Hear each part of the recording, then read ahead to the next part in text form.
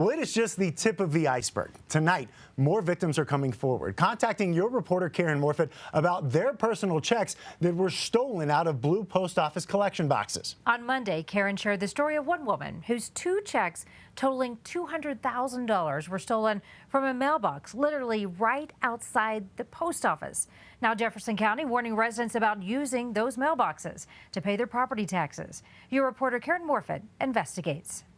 The county says on average they see roughly 100,000 property tax checks come through the mail every year. That's big opportunity for criminals to cash in. And while there is a small amount of those being stolen, for those falling victim, it can have a huge impact. We've gone to that set of boxes right in front of the Federal Center for the last 40 years. Linda Chisholm and her husband Jay thought the blue postal boxes being on post office property meant an added layer of security. I think we thought that somebody was watching it, but they weren't. 3 different property tax payments, 3 different checks. All were stolen, but just one was washed and reused. It was $22,000. And that's what they were trying to cash, or they did cash it, and they did take it out of our account. They're not alone. We told you about Drew Hodgson, who lost 2 checks to thieves after using that same location. It was thousands and thousands of dollars. Now, a warning from Jefferson County. Treasurer Jerry DiTullio says they are tracking a dozen cases just like the Chisholms.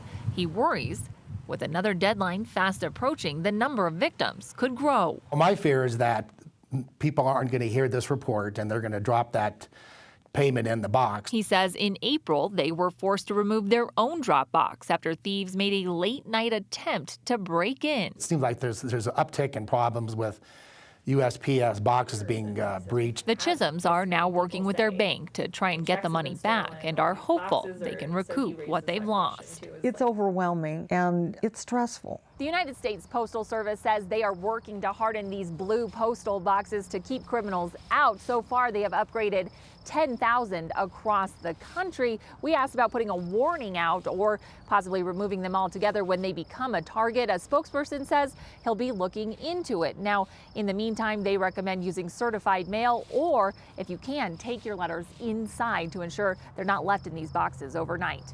In Lakewood, Karen Morfitt covering Colorado First.